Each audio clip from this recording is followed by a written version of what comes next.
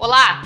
O mundo já viu 13 milhões e meio de pessoas serem infectadas pelo coronavírus. No Brasil, nos aproximamos dos 76 mil mortos e com estados voltando a apresentar crescimento em casos e óbitos, as projeções para as próximas semanas não são positivas. Enquanto não houver uma vacina, as alternativas para reduzir a mortalidade da doença vão sendo investigadas e testadas. Conversamos hoje com a médica Rafaela Pacheco sobre o assunto. E ainda, saiba como o povo brasileiro está lidando com a dificuldade em pagar o aluguel, enquanto projetos de lei que impedem o despejo durante a pandemia continuam aguardando apreciação. Esses e outros assuntos você acompanha agora na Central do Brasil.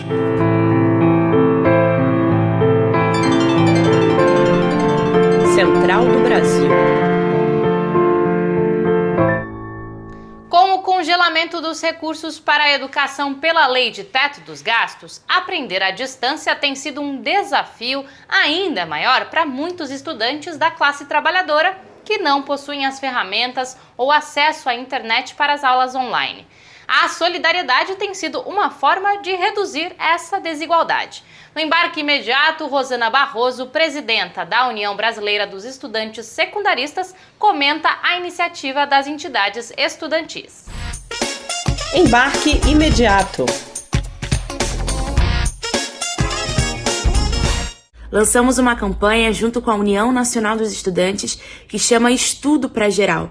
É uma campanha de arrecadação para compras de apostilas preparatórias para o Enem, para que a gente possa distribuir para cursinhos parceiros dessa campanha em todo o Brasil. É mais um passo dessa nossa luta constante contra o agravamento da desigualdade social que tem atingido em cheio a nossa educação básica. Os nossos estudantes das escolas públicas estão sem perspectiva, os estudantes de cursinhos populares sofrem com a exclusão digital e com a desigualdade. Então, nesse momento, nós cobramos soluções, mas também estamos com essa campanha para conseguir chegar a cada jovem que, assim como eu, quer ser o primeiro da sua família a entrar no ensino superior, querem mudar suas vidas e as vidas de suas famílias. Se você pode ajudar, acesse o site www.estudoparageral.com.br e escolha a sua forma de doação. E ainda falando em educação, vamos para a Parada Cultural. A dica de hoje é sobre um escritor uruguaio conhecido por abordar a realidade latino-americana em suas obras. Quem sugere hoje é o produtor cultural Lívio Pereira. Parada Cultural. Eu queria sugerir um escritor, na real, o Eduardo Galeano, que é um escritor uruguaio, foi um jornalista, um importante cronista, foi militante político lá no Uruguai, foi senador, enfim. E aí, para quem não conhece o Galeano, eu queria sugerir que vocês começassem pelo livro dos Abraços, que é um livro incrível, assim, que traz histórias incríveis, mas também ler As Vias Abertas da América Latina, Mulheres e todos os livros do Galeano. A América Latina e o Caribe representam a segunda região com maior letalidade na pandemia. Atrás somente da Europa, os países já somam mais de 150 mil mortos por coronavírus. Metade das mortes foram registradas no Brasil. Aqui, nós chegamos aos 2 milhões de casos confirmados. E conforme avançam as pesquisas, mais sintomas são associados à Covid-19 para além dos problemas respiratórios e da febre. Os sintomas envolvem conjuntivite, lesões na pele e diarreia. Somados à falta de testes públicos, especialistas acreditam em uma subnotificação dos casos.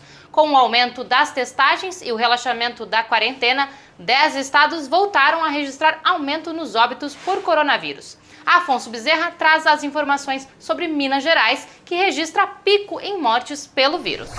Diante de uma provável subnotificação, o estado de Minas Gerais vivencia um crescimento preocupante nos casos de coronavírus. Hoje, o estado computa mais de 80 mil casos e 1.752 mortes por causa do vírus. Para agravar, o governo do estado tem adotado o modelo equivocado de gestão da crise. Minas figura entre os estados que menos testaram e uma frágil notificação de óbitos e internamentos. Sem transparência, o governo geriu a crise com dados distantes da realidade e municipalizou a crise, sem falar na flexibilização descoordenada, uma situação avaliada pelo professor de medicina Unai Tupinambás. E a gente tem visto aqui muitas idas e vindas do governo estadual. Isso, claro, impacta na credibilidade dos dados. Recentemente, há mais tempo, eles tiraram os casos suspeitos da listagem de notificações, depois suspenderam a questão de ocupação de leitos. Enfim, isso só aumenta a desconfiança da população.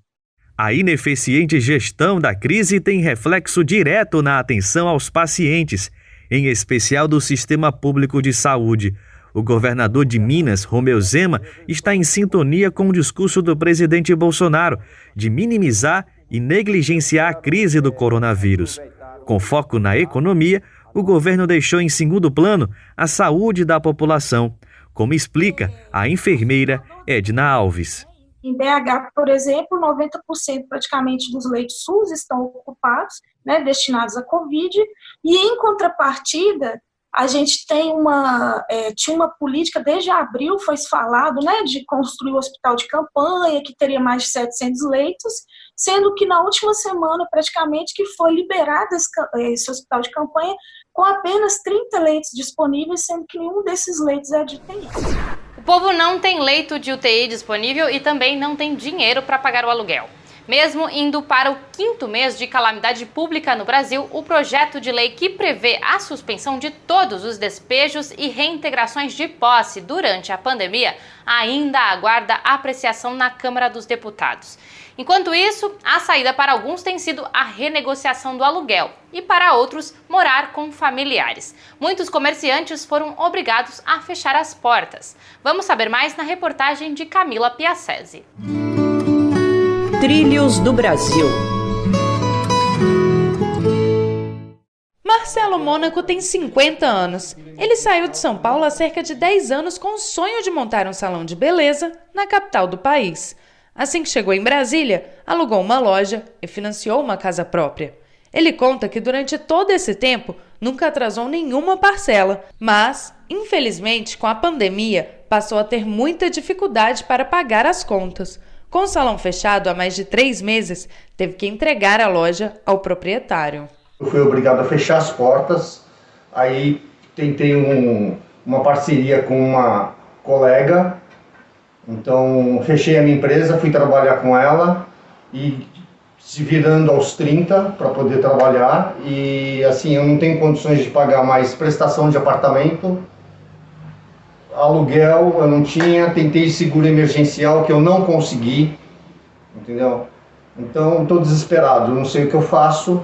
Um relatório especial sobre moradia da Organização das Nações Unidas pediu para que o Brasil cesse os despejos e remoções enquanto a pandemia durar. Segundo o documento, existem 8 milhões de famílias, ou seja, cerca de 12% da população não tem moradia no Brasil. O estudante de Economia Ecológica da UFC, Lúcio Alves, mora com a companheira Letícia.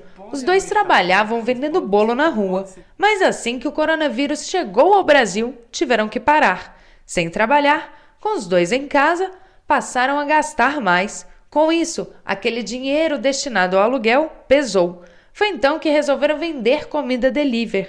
A nova empreitada deu certo e eles não tiveram que entregar o apartamento. Contudo, a questão dos aluguéis é muito importante que a gente possa refletir, pois na vivência da gente aqui, vários gastos aumentaram. A energia, a alimentação, várias coisas. E os aluguéis se manteram, mas a questão é que eles podem abaixar, né? Eles podem ser diminuídos, né? Em poucos meses, desde o surto na China, mais de 13 milhões e meio de pessoas já foram comprovadamente contaminadas pelo coronavírus ao redor do mundo. Com 500 mil de mortos, continuamos sem encontrar uma vacina. Por isso, o tratamento precoce da doença e outras estratégias, como a imunidade de rebanho, estão sendo investigados pela ciência. Será que são eficazes? Hoje, Jonatas Campos conversa com a médica Rafaela Pacheco sobre a veracidade e a eficiência destas alternativas. Entrevista Central. Olá, a nossa entrevista central de hoje é com a doutora Rafaela Pacheco. Ela é médica da família e professora do curso de Medicina da Universidade Federal de Pernambuco. Doutora, obrigado por participar da nossa entrevista e já lhe faço uma primeira pergunta. Bolsonaro está fazendo propaganda do uso da cloroquina e muita gente tem usado a ivermectina como supostos medicamentos que combatem a Covid, a doença do novo coronavírus. Existe alguma comprovação efetiva do uso desse medicamento? Não há nenhuma evidência que respalde o uso da hidroxicloroquina e da cloroquina como tratamento medicamentoso para a Covid-19, né? É importante ressaltar que essas medicações, elas têm um respaldo importante para outros tratamentos, algumas doenças autoimunes, a malária. Então, algumas medicações, essas medicações, elas são testadas, porque são medicações mais antigas, mas que têm o seu respaldo para outros tipos de terapêutica que não, infelizmente, no caso da Covid. No que diz respeito à ivermectina, os achados são ainda mais desanimadores no que diz respeito a tratamento para a Covid-19, né? A ivermectina é um antiparasitário também bastante usado em outras situações, né? E que em seus testes, né, foi identificado inicialmente uma promessa de eficácia em tratamentos in vitro, ou seja, em testes de laboratório, mas mesmo nesses testes de laboratório e em estudos mais específicos da virologia, né, foi identificado que o uso da ivermectina, ele sequer seria interessante para a gente avançar pesquisas em animais e humanos, né? Então, a gente não tem também nada, menos ainda, que respalde. As pesquisas sobre uma vacina contra o coronavírus estão avançadas? O que nós temos agora são algumas vacinas que vêm se apontando como vacinas que sejam interessantes, né? A Rússia anunciou inclusive essa semana, uma possibilidade já de um teste maior, né? Já de uma disponibilidade maior de vacina, com um teste, a meu ver, pelo que eu li dos relatos, ainda um teste com N, né? O número de pessoas ainda muito pequeno, mas que vem sendo promissor, segundo os relatos dos colegas lá da Rússia, né? E alguns outros países também vêm investindo fortemente para que essa vacina aconteça. A senhora pode nos explicar o que é imunidade de rebanho e se o Brasil está no caminho de alcançá-la? A imunidade de rebanho, na verdade, é importante que se diga primeiro que ela é algo que é impossível de ser calculado. O que a gente tem são aproximações matemáticas que são descritas e que esses modelos matemáticos, como todo modelo matemático, ele tem sua limitação, né? Estima-se, né, e desde o início da pandemia vem se estimando que a gente precisava ter cerca de 60% de pessoas em contato com o coronavírus para que a gente alcançasse essa tal imunidade de rebanho. Há uma questão ética e bem importante que eu gostaria de deixar bem grifado, é que a imunidade de rebanho, ela não pode, em hipótese alguma, ser tida como uma estratégia epidemiológica e sanitária de qualquer país que seja, né? A imunidade de rebanho, ela é tão somente um desdobramento de uma história epidêmica, né? Então, não tem como a gente pensar na imunidade de rebanho como sendo, vamos manter as pessoas em contato, adoecendo, e daí a pouco a gente alcança essa imunidade de rebanho e a gente resolve os nossos problemas. Não é assim que funciona por um motivo muito simples. Nós não podemos expor essa quantidade imensa de vidas humanas que precisam ser abatidas para que essa imunidade de rebanho aconteça. O Nordeste tem estados com os números de contágios se estabilizando e outros em baixa. Como você avalia as políticas adotadas por esses estados? Essa questão da política, especificamente aqui no Nordeste, nós temos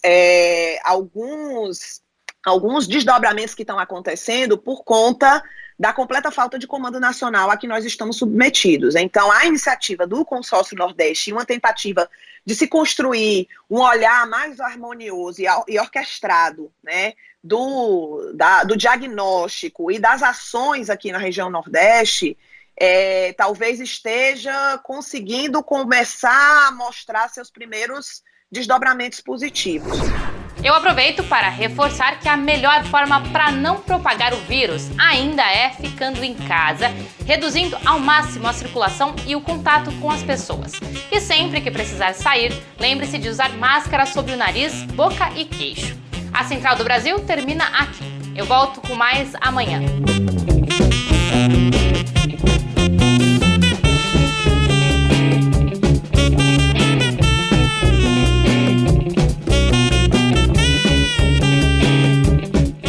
Central do Brasil, a rede de comunicação dos movimentos populares.